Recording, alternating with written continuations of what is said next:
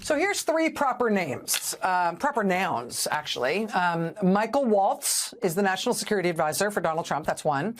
Signal, that's two. Signal is a free, very popular encrypted messaging app that lots of journalists and public officials use for private communication. And the third proper noun here is Jeffrey Goldberg. He's the editor-in-chief of The Atlantic magazine. And here is the astounding collision of those three proper names. National Security Advisor Michael Waltz, Signal, the encrypted messaging app, and Jeffrey Goldberg, well-known journalist. Quote, "The Trump administration accidentally texted me its war plans," by Atlantic magazine editor-in-chief Jeffrey Goldberg. He says, quote, "On Tuesday, March 11th, I received a connection request on Signal from a user identified as Michael Waltz. I accepted the connection request, hoping this was the actual national security advisor and that he wanted to chat about Ukraine or Iran or some other important matter. 2 days later, Thursday, at 4:28 p.m., I received a notice that I was to be included in a Signal chat group. It was called the Houthi PC Small Group. A message to the group from Michael Waltz read as follows. Team, establishing a principles group for coordination on Houthis, particularly for over the next 72 hours. Now, you could see why Jeffrey Goldberg would be skeptical that this is real, right? That he really has been added to a private chat group for high-level coordination of something having to do with the Houthis and the war in Yemen. But the list of the people in the chat appeared to include not just Trump National Security Advisor Michael Waltz, but also Secretary of Defense Pete Hegseth, Secretary of State Marco Rubio, CIA Director John Ratcliffe, Director of National Intelligence Tulsi Gabbard. Still amazing. Still amazing. Trump's Chief of Staff, Susie Wiles, Trump's Deputy Chief of Staff, Stephen Miller, Trump's Middle East envoy and real estate friend, Steve Witkoff, who incidentally says he recently took a painting of Donald Trump to the White House as a gift from the Kremlin. Did you guys x-ray that? Also, the Vice President of the United States, J.D. Vance. All these people appear to be on this group chat. If journalist Jeffrey Goldberg remained skeptical that these were actually those people on the chat, the Trump officials in the chat apparently didn't realize that their discussion now included a very well-known Washington journalist. Like, it actually appears that not only were they all talking about this topic on Signal, but none of them checked to see who else was in the group while they were chatting. Nobody said, like, oh, who's in this group? Jeffrey Goldberg says Pete Hegseth at one point told the group, quote, "We are currently clean on OPSEC." They were not clean on OPSEC. They were not clean on operational security, not even close. We know he sent that text because a journalist was in the group chat that he was texting. Currently clean on OPSEC. Must have felt cool to say it, though, right? What skeptical Jeffrey Goldberg saw in that chat ended up becoming sensitive enough that he doesn't fully describe it in his story today, but he does report that on the morning of Saturday, March 15th at, quote, 11:44 a.m., the account labeled Pete Hegseth posted in Signal a team update. Goldberg says, "I will not quote from this update or from certain other subsequent texts. What I will say, in order to illustrate the shocking recklessness of this Signal conversation, is that the Hegseth post contained operational details of forthcoming strikes on Yemen, including information about targets, weapons the U.S. would be deploying, and attack sequencing. According to the lengthy Hegseth text, the first detonations in Yemen would be felt 2 hours hence at 1:45 p.m. Eastern Time. When, sure enough, the first explosions from the U.S. military strikes were reported in the capital of Yemen. And then the group chat celebrated the military effort with great work and good job and fire emojis. Jeffrey Goldberg says he watched the attack play out from his car in a grocery store parking lot. Once he had seen enough to know that this actually had been a real group chat with those actual people, he got out. He left the chat. They had apparently been texting him and each other classified information on a commercially available, non-classified, text-based communication system. A spokesperson for the National Security Council later confirmed what Jeff Goldberg already understood, quote, "This appears to be an authentic message chain, and we are reviewing how an inadvertent number was added to the chain." The administration confirmed for NBC News that it is reviewing how this happened. The whole story is, I mean, how is this real life? How are these people in charge of what they're in charge of? I will tell you that Defense Secretary Pete Hegseth told reporters today, quote, "Nobody was texting war plans." I will also tell you the president said that he hadn't heard about any of this until a reporter asked. Said he had no idea. News to him, didn't know a thing about it. Well, we will all have plenty of opportunity to hear more about it. The ranking Democrat on the Senate Armed Services Committee, Senator Jack Reed, called the carelessness by Trump's cabinet, quote, "stunning and dangerous." He said, quote, "I will be seeking answers from the administration immediately." Democratic Senator Chris Coons from the Foreign Relations Committee said this story, quote, "calls for a prompt and thorough investigation," saying this is a shocking breach of the standards for sharing classified information that could have put American service members at risk. Because God keeps a date book, two of the Trump cabinet members who were in that group chat, Tulsi Gabbard and John Ratcliffe, were already scheduled to appear on Capitol Hill tomorrow morning as witnesses for the Senate Intelligence Committee's open hearing on worldwide threats. Joining us now is Senator Mark Warner, Democrat of Virginia. He's the ranking Democrat on the Senate Intelligence Committee. Sir, it's always an honor to have you with us. Thanks for making time to be here tonight. Thank you, Rachel. Let me start by getting your reaction to this story. Let me also ask if you learned about it in The Atlantic the way that we all did, or if there was some governmental response that we don't know about here. Well, Rachel, I didn't think this administration could still shock me. But today's story, which I read about in The Atlantic, was beyond belief. It was like, holy crap, on steroids. This is another example of carelessness, sloppiness, and a crowd that's not ready for prime time. I mean, the remarkable thing, you think about you're on a group chat and you don't know who everybody is. I mean, if this had been an intelligence officer who had done this, they'd be fired immediately. And the truth is, Signal is not a classified channel.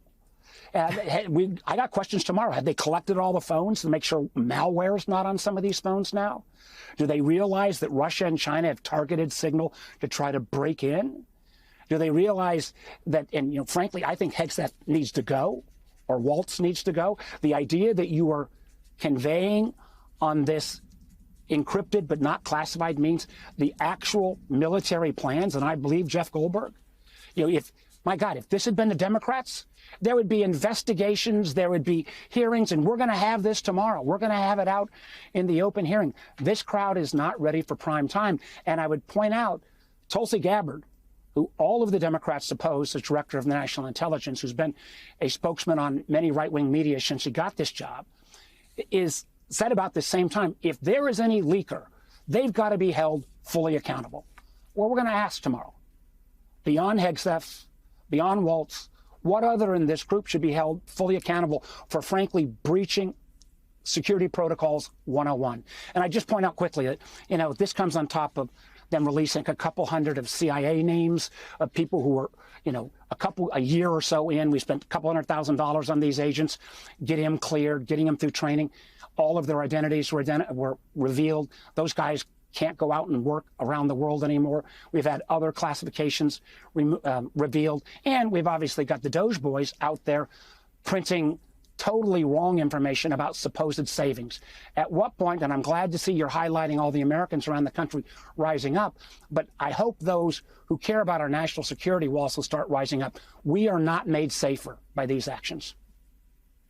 Let me ask if this is a big enough shock that you expect that some of your Republican colleagues may join you in calling for John Ratcliffe to resign, calling on Pete Hegseth to resign. I mean, I feel like I've covered a lot of embarrassing, inadvertent releases of sensitive information of various types where things through recklessness or negligence have been released. This seems to have been a deliberate decision to create a completely insecure communications medium that is compounded by the stupidity of having included a journalist and not known they were doing it. But I just feel like this is so much worse than anything we've ever seen for people operating at this kind of a level. Will Republicans care about it?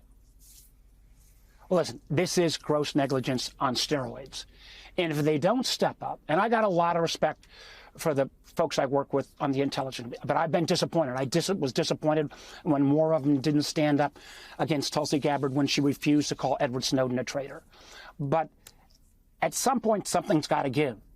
And people who care about our national security, people who don't want it, the American first to be America alone, because if we don't have friends and allies, if countries around the world won't share their intelligence with us because a bunch of sloppy folks are putting it out on a non-classified signal channel, if you're not willing to stand up and call that out, what level of abuse, what level of sloppiness will it take to rise up and actually stand up for the country? Virginia Democratic Senator Mark Warner, senior Democrat on the Intelligence Committee. I know you've got a very big day tomorrow with this very, very high-pressure hearing. Tomorrow. Thank you for taking time to join us tonight. I appreciate it, sir. And joining me now for his first Cable News interview since finding himself in that group chat is Jeffrey Goldberg, the editor-in-chief of The Atlantic. Let me first say, I've known you a long time. You've been covering national security issues for a long time. And longer than you've been alive, probably. I don't know about that. Well, you're not 100, but not yes, 100. for quite a long time. So I just tried to do justice to your story there, which, as I noted, I read many times. You can see my highlighting, my notes, my questions. A lot of work went in there. Well, once and always. Sure. What did I miss, and what did I get wrong? No, you got the. I think you got the main themes of it. The unreality of it, I think, is something that's very hard to capture. I have a hard time explaining the unreality of it because, as you note, you've been on one side of that divide. I've been on the other. The national security world is a pretty serious world, and especially at the level below the principals, there are people who take their responsibilities extremely seriously and take security and safety and cybersecurity and digital security very, very seriously. And there are people, we both know of people who've gone to prison for mishandling sensitive information. And so, one of my problems, and I've been, asked this question a few times today, it's why did you have such a hard time believing this? And the answer is because it's unbelievable. I mean, I've never experienced this through, the pre-9/11 period, 9/11, Iraq, Afghanistan, and so on. These are life and death issues, and you don't just put out specific targeting information, specific timings of attacks that have not yet taken place into a commercial messaging app. And so I obviously convinced myself, as I state in the story, that this was a disinformation operation of somebody, a state actor, non-state actor, I don't know who. We're trying to entrap you. We're trying to entrap me or fool me, or I couldn't figure out what the actual motive was. That was the one of the hard parts. But I wanted to understand, what was going on here. At the end of the day, the most obvious explanation that it's just real was, for most of the time I was following this, the most improbable, because I'd never seen senior government officials act this way. It is so stunning. I mean, I think anyone who's worked in the national security space in any way thought it reminds them of moments. It reminded me of a moment. I read the Russia memo. I was just telling you this on Russia's engagement, Russia's intervention in the election in 2016. The very last day I was in the Obama administration, I had to check it out. It was a numbered copy. It was a printed copy. I had to read it in a SCIF and give it back. And there's a seriousness with which most national security officials in government take these issues.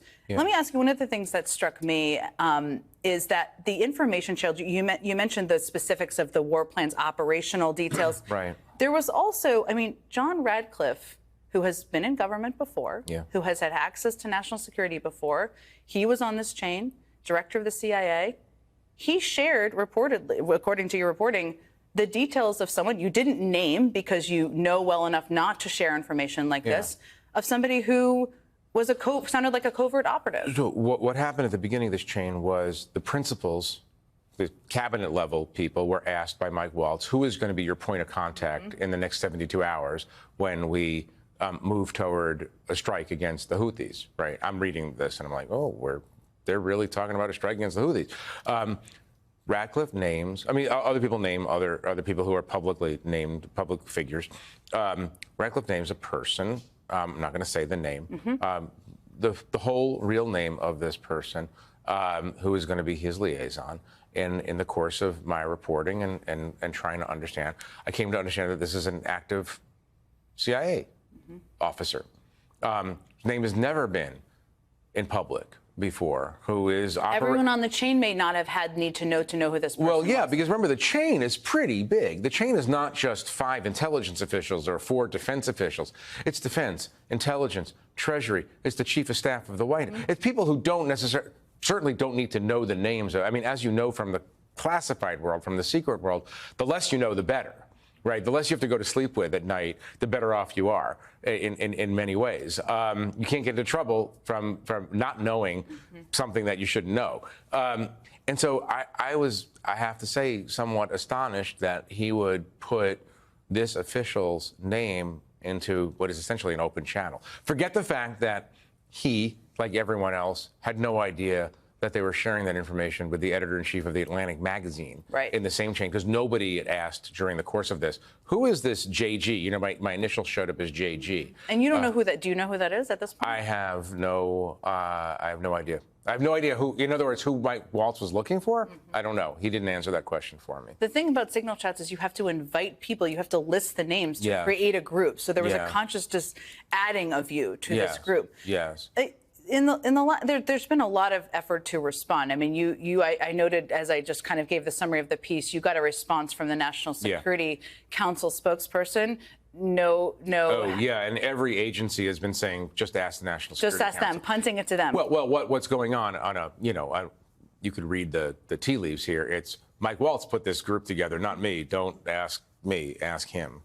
That's what's going on. But every one of those individuals should have known that they shouldn't be having these conversations through a we signal all chat. like to think that we're really good at digital hygiene, but most of us are not good at digital hygiene. And if there's a lesson here, I mean, a lesson for a normal person living in the world, it's know who you're texting with. I mean, it's kind of basic. And if, by the way, if you're running a major intelligence operation or the Pentagon, maybe you should know how to operate in a digital environment. And you said you haven't seen a breach like this. I mean, you just said that. You've covered... There have been a lot of breaches. There's been a lot of leaks. There's been a lot of stolen, cases of stolen documents. I've never seen a large group of senior-most national security officials just kind of willy-nilly put out a bunch of stuff, without knowing who they're talking to. So they've been punching you and others to the National Security Council spokesperson statement, which I want to talk about in a second too. But in the last hour, Secretary of Defense Pete Hegseth reacted to your story after landing for a trip to Hawaii. He didn't initiate the chain, but he had a lot to say on the chain, it seems. Reporters he had asked the most sensitive things to say. He had the most sensitive things to say, including the kind of war detail plans that you didn't even include in your reporting because you didn't want to put operational details in your reporting. Look, I mean, we can say this now. We know American pilots are involved in this operation. That's very, very dangerous work. I found out about this as a civilian 2 hours before the operation launched. The last thing I want, even as a reporter who wants to know about government decision-making, obviously, the last thing I want is to see American lives endangered in any way. Which is why you didn't include it. And this is why it could have been many people on that chain, which is part of the thing I think that should be explored. Let me play what Secretary of Defense Pete Hegseth had to say. You're talking about a deceitful and highly discredited so-called journalist who's made a profession of peddling hoaxes time and time again. Nobody was texting war plans, and that's all I have to say about that. I don't expect you're going to respond to every aspect of that, but nobody was texting war plans. Again, you have extensive reporting. Anybody can read it. What is your reaction to that? Look, I'm going to be responsible here and not disclose the things that I read and saw. I will describe them to you. The specific time of a future attack, specific targets, including human targets, meant to be killed in that attack. Weapons systems, even weather reports, that the government is I don't know why Hegseth was sharing it with everybody. I mean, the precise detail, and then a long section on sequencing. This is going to happen, then that is going to happen. After that happens, this happens, then that happens, and then we go and find out if it worked. I mean, he can say that it wasn't a war plan, but it was a minute-by-minute accounting of what was about to happen, organized by CENTCOM, Central Command, which is the military oversight group of the Middle East, the broader Middle East.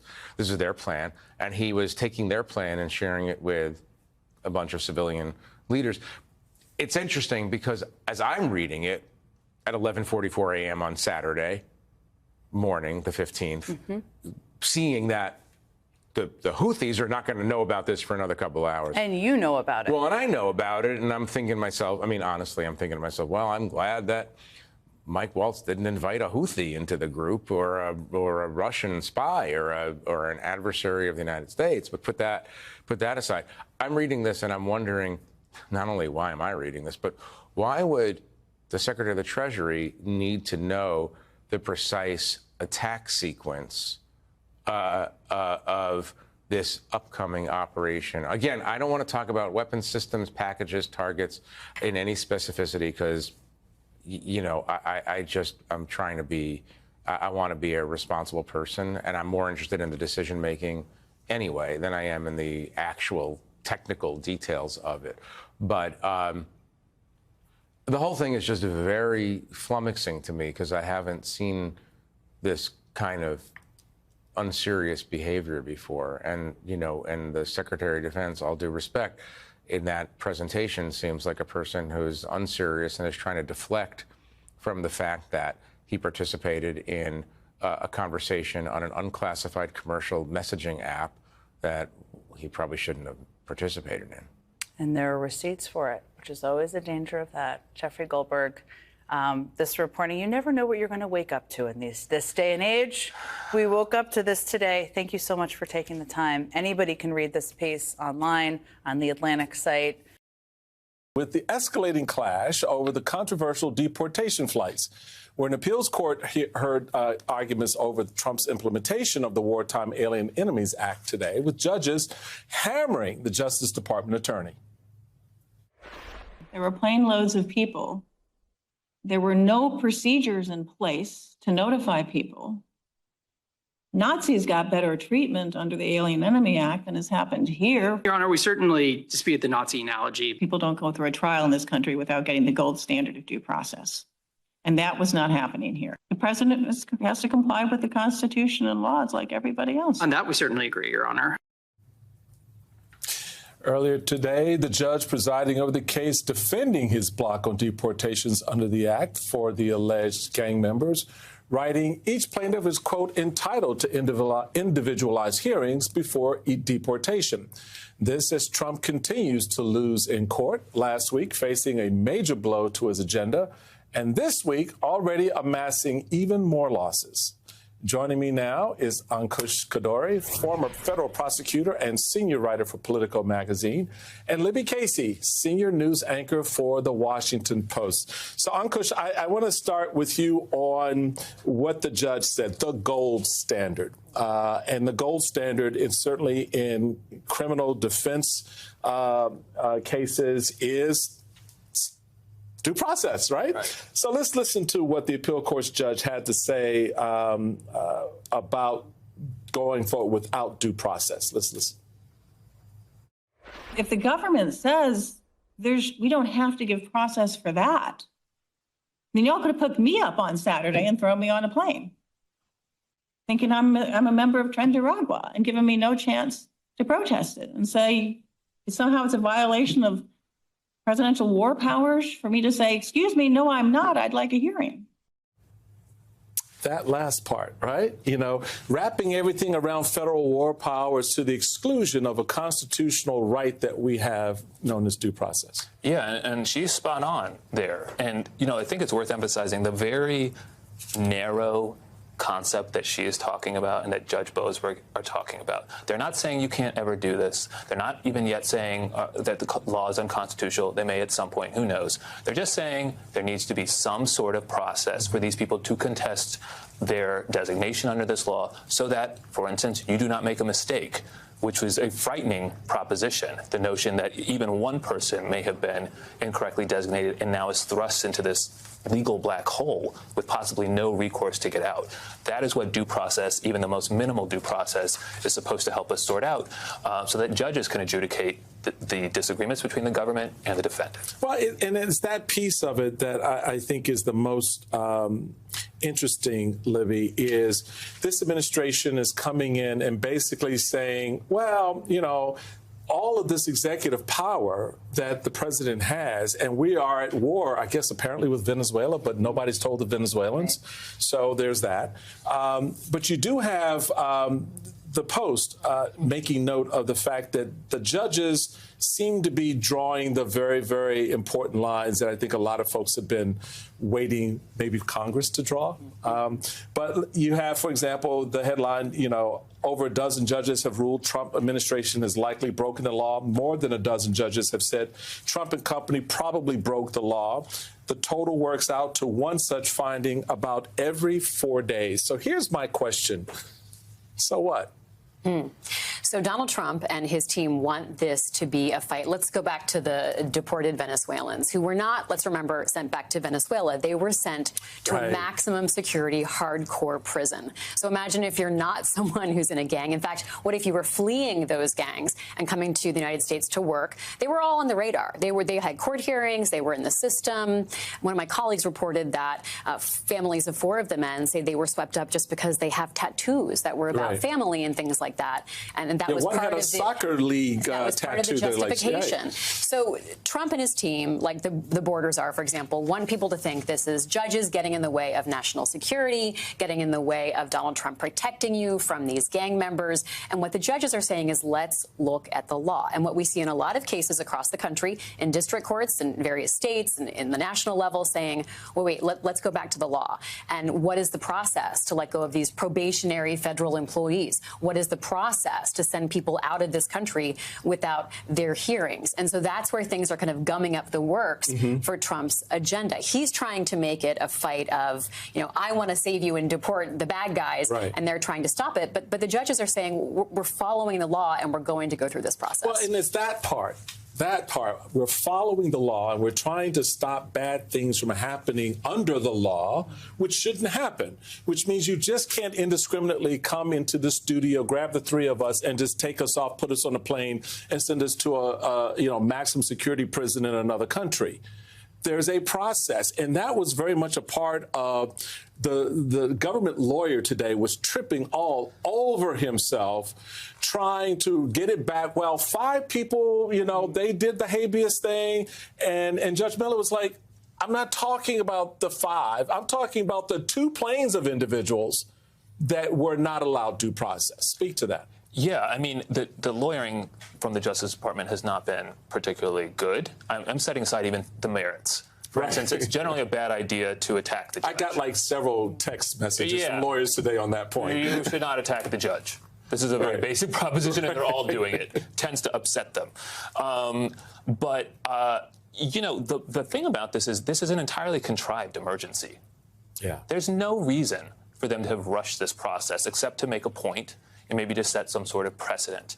And there's a big, like, I don't know if you irony or contradiction here, which is that they're very insistent. Tom Homan has been, these are hardened criminals. Some of them have criminal histories. We have all this great intelligence. Now they're trying to cover up that evidence under the state secrets privilege. And we've talked about this before. If they have competent evidence of criminal misconduct on the part of these people, it is very, very simple to produce it in a court of law, initiate a criminal prosecution, and then deport them afterward. That's it. That's it. And so, Libby, that's really the process. So how do you think this is being read by a lot of the American people right now? I mean, what are you guys hearing? Yeah, I mean, polls support President Trump and the Democrats before him rooting out gang members, sending dangerous individuals out of this country who don't have a legal right to be here.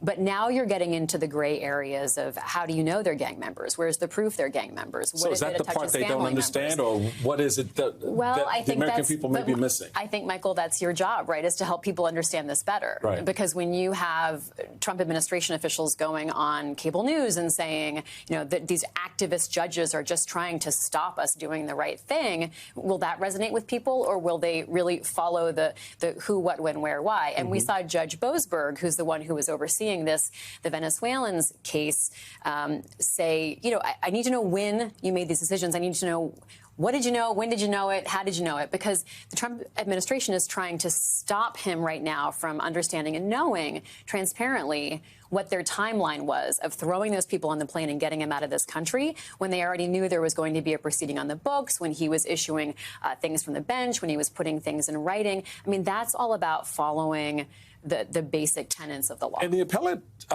court today got into that same timeline conversation, trying to understand, well, tell us when the plane left. You mean to tell me you can't? How long is the flight between the base where they left from and when, you know, where they landed? So these things do matter to judges in terms of assessing how to apply the rule of law and the Constitution, all the other things that they need to do. Yeah, absolutely. Look, Judge Boasberg's opinion says that he believes the timeline indicates that after the government became aware that he had received the case, they rushed these people to planes in order to whisk them off before an injunction might be entered. And the timeline has been very opaque. I think it suggests that they're deliberately obfuscating it, not just struggling to come up with the timeline. Right. And by the way, the sorts of questions you're asking are very simple questions. Right. President Trump held the third known meeting of his cabinet today. Elon Musk attended despite not having an actual cabinet-level position with the Department of Government Efficiency. The president and his assembled secretaries touted cuts to their departments and claimed to have found fraud, but provided no evidence. But Trump acknowledged one thing about DOJ's cuts to the federal government. Take a listen. Is not necessarily a very popular thing to do. You know, you're talking about employment, you're talking about people and the lives of people. And I have no idea how it plays out in the public, but it's something that has to be done. Let's bring in Vaughn Hilliard, NBC News White House correspondent. Vaughn, I guess, was Amy Gleason in the building today? I thought that she was the person who was in charge of DOJ. No word on whether Amy Gleason was in the building there, but Elon Musk, the one non-cabinet official who was sitting around that table today. Got it. Elon Musk. We saw him in his hat. Talk to me more, Vaughn. Okay, this is the third known cabinet meeting. I've talked to some strategists and officials who say, well, this was a meeting that they decided to bring the cameras into because of the last leaked meeting that was had that didn't go so well, and so they wanted to present a united front. What is your reporting telling you about, one, how we got access to this meeting today, because it was my understanding it was supposed to be closed press. And then two, what did the president hope to accomplish here? Right. So number one, the meeting we're told took place, and then they allowed the camera to come in for a while, and it ended up turning in for quite a while, in which you heard effectively most of the department and agency heads go and tout DOJ's efforts and praise Elon Musk, who you saw there sitting with the red hat saying, quote, Trump was right about everything. This, I think, is notable because compared to the last cabinet meeting that Elon Musk was a part of, there have been multiple federal judges that have stood in the way of his efforts. In just the last several days, a federal judge in Maryland said that the appointments clause gives the power of decision-making to agency heads and department heads, not administration advisors, and stopped him from effectively gutting USAID any more than he already has. And just this morning, hours before this cabinet meeting began, another Maryland federal district judge in Maryland, told him that he and his DOJ team could not access Social Security numbers, home addresses, and other personal information through the Treasury Department, the Department of Education, the Office of Personnel Management. And this comes after another federal judge just days ago made it clear that he and his DOJ team were not able to access the Social Security Administration, again, sensitive personal information, saying that that would violate the Privacy Act. And so in many ways, today was a different tenor because there has been very specific guidance from the judicial branch that he, in his capacity as an advisor to the president, is only able to exert so much unilateral authority. NBC's Vaughn Hilliard, thank you, my friend. Good to see you. Thanks. Let's bring in Congressman Robert Garcia of California, a member of the DOJ subcommittee, to continue this conversation. Before we get to DOJ, I must ask for your reaction to the breaking news today. Jeffrey Goldberg on the signal chain, where national security information being discussed about striking the Houthis in Yemen. I mean, these people are both idiots and dangerous. And I think that's what happened and what was revealed today is truly one of the most insane things and dangerous things that has happened since Donald Trump became the president. The fact that you have the Secretary of Defense, you have the folks in charge of our national intelligence, you have the Secretary of State on a signal chain, bringing in someone unauthorized, a journalist, giving our war plans. And we also know this is probably not the first time that this has happened. And the administration, any administration, should know better than to bring this level of information where people's lives are actually in danger. Our American lives, our national security are in danger, and putting this in a signal chain and sending this off to reporters. I mean, this is truly one of the worst things that has happened, and we should be very concerned. And Republicans in the House who have been completely silent on this should be ashamed of themselves. We should be having hearings right now on what happened. We've had them for far less, as I noted, Congressman. We'll be waiting to see if Republicans say something. I know NBC News is out looking for comment. Okay, right. People can come. You have 20 more minutes before this show's over, folks. Join us. Call in. Let us know. I mean, it's not happening. It is quite concerning. So you juxtapose, that is a revelation that we found out about today. But, you know, we go back to what Vaughn was talking about. He mentioned Social Security.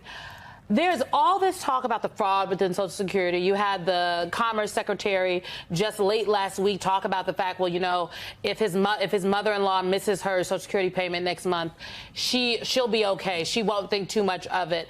Kind of seeding the waters and suggesting that perhaps payments might be disrupted is something that we've been reporting on.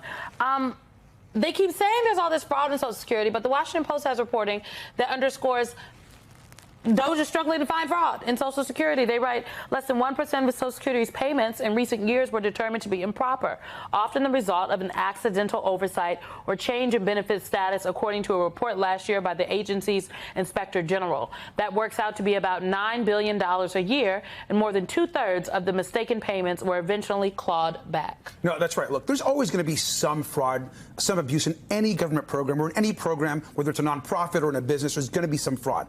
Let's be really clear. Social Security supports 70 million Americans, over 70 million people that are living oftentimes paycheck to paycheck. They're dependent on their Social Security for them to survive, to get through their challenges, health care, rent. And so this idea that we're going to attack people that are oftentimes disabled, that are the working poor in this country, and that somehow a person can get by if they miss a check, that's completely false. And the Commerce Secretary, what he's saying is the Republican game plan.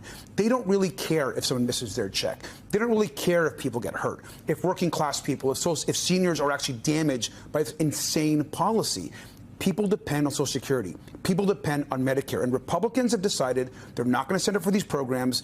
And quietly, there's a lot of Republicans, including the Speaker, that want to see these cuts happen. And Kevin, you've been reporting on the Pentagon for a long time, as has Courtney. Have you ever been privy to information like Goldberg describes?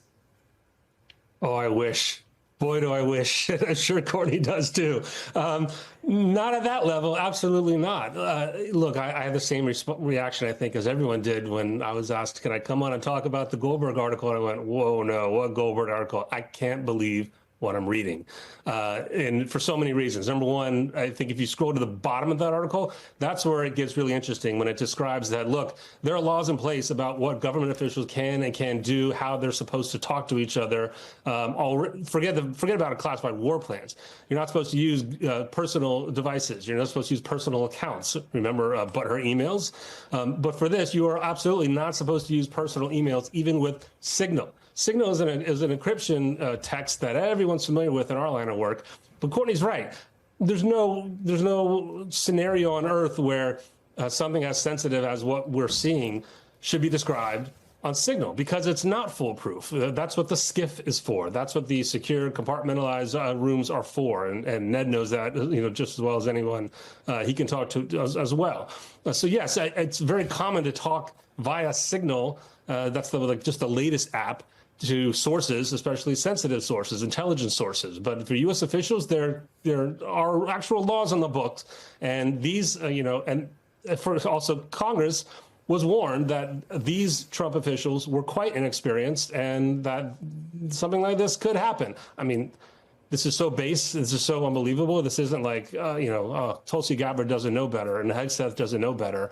It's dumbfounding. Well, Ned, expand on that. Why is it particularly egregious or particularly unsafe to have these sorts of conversations on Signal? I mean, lots of people use it. It is one of the more, I guess, secretive and maybe better encrypted apps out there. But to have this level of conversation on that app, why would that be? Why is that not normally the process?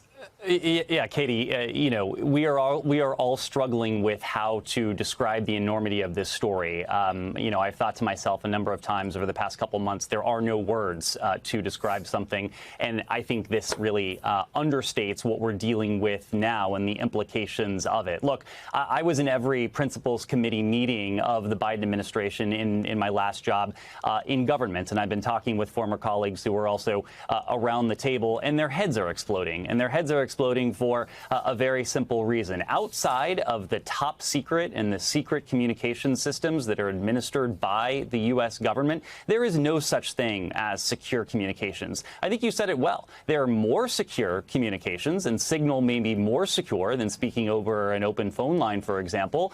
But there are sophisticated intelligence services and even private sector entities around the world who have demonstrated their capacity to crack encrypted communications, and there are no higher profile targets than the people who were on this chain: the Vice President of the United States, the CIA Director, the Director of National Intelligence, and down the line.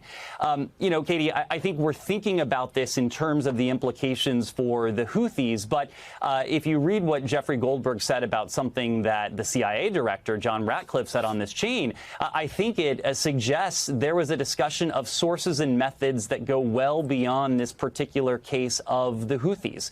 And you can imagine that sources and methods of the U.S. intelligence community, of the CIA in particular, are going to be of extraordinary interest to some of our adversaries. Katie, I think the irony in all of this is that one person seems to have really practiced good operational security in all of this, and it's no one in government. It was Jeffrey Goldberg. It was the reporter who didn't report on the most classified details. So, because Jeffrey Goldberg now has on his, I'm sure not government-protected phone, lots of operational details, including potentially sources and methods. He talks about how one of the members who was designated a point of contact, this is the one for the CIA, he did not name because this person is currently operational, meaning that their identity shouldn't be out there. But now Jeffrey Goldberg has it in his possession.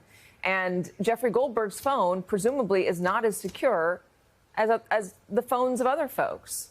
So, I mean, I feel like there's still a question there about the security of this information. I mean, I certainly trust Jeffrey Goldberg is taking all the precautions that he knows to take, but still, I mean, this information is out there.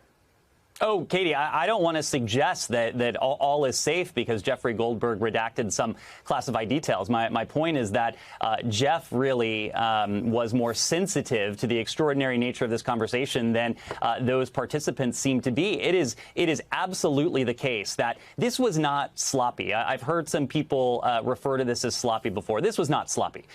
Sloppiness would have been adding the wrong person on the top secret email chain on the top secret U.S. government system. That would have been sloppy. What we're seeing here is just pure carelessness. It is recklessness. It is laziness, not wanting to perhaps go to their skiff, go to their offices to have this conversation. And it is downright dangerous. Again, in the context of this operation against the Houthis themselves. But the kind of information that was discussed here would be a treasure trove for a foreign intelligence service or a foreign entity who would want to do us harm. And Jeffrey Goldberg is the only one who seems to be going out of his way and being intentional about doing what he can to protect what he received due to no fault of his own, Katie. Yeah, and we were just putting up some of the actual screen grabs that Goldberg has of the conversation. I mean, these are the actual screen grabs of the conversation. You can see the Secretary of Defense and some of the other ones. I mean, this is the longer messages, but when they're talking about actually going forward, look right here, emojis. I mean, they're talking in emojis about war plans, which I think might be startling. And then there's a question, Eli, of how Jeffrey Goldberg got on this chain. He's known as JG in this. If you just go to your iPhone. Your iPhone keypad, if you type in JG, you notice that it's kind of close to typing in JD. So maybe he was trying to type in JD Vance, maybe. I wonder, though, in terms of consequences, would you expect to see anything come of this from the Trump administration? I mean, Mike Waltz created this. All these folks were on it. They were giving out operational, top secret information to a journalist. Donald Trump, I assume, doesn't want that to happen. Are there going to be consequences? I don't want to speculate too much about that, but I think to the extent that the president has felt embarrassed by situations created by staffers, there can and sometimes are consequences privately. He may come out publicly and criticize the magazine. He may say that he didn't hear about it, although it's worth pointing out that in the Atlantic story, the spokesperson for the National Security Council acknowledges that appears to be a real threat. There's no pushing back saying that signal group is fake, that it's not what Jeff Goldberg thought it looked to be. So I think that's important to get out there. The president may comment on it more. I think, in terms of consequences, one would hope that there would be new policies put in place to protect classified information. But I think perhaps just as likely, if not more likely, are internal consequences in terms of how the president feels about how certain staffers were conducting themselves on that call. I think it's important to point out, if you read the whole story, and I hope everyone watching reads the entire piece, J.D. Vance in the group chat that Goldberg is watching actually expresses his opposition to striking the Houthis, says it's inconsistent with the president's plan, says there's no real reason to do it. It's just messaging. A striking statement that is now in the public domain from the vice president in terms of conducting foreign policy and his latitude to influence foreign policy and his opinions about something that the administration did, seemingly despite his opposition. So that's all out there. Will President Trump be annoyed by that? Will he be annoyed at Waltz for potentially creating this chat, creating this black eye story? I can tell you there are a lot of people at the Pentagon who have spoken to colleagues of mine who cover the building who say, look, this is really frustrating, so reckless with the information. There are also people inside the West Wing who will privately acknowledged today, this isn't good. This doesn't make any of us look good. This is a mess of a story. There's no Caroline Leavitt briefing today, but they're going to get a lot of questions about this over the next several days, and we'll see how they respond.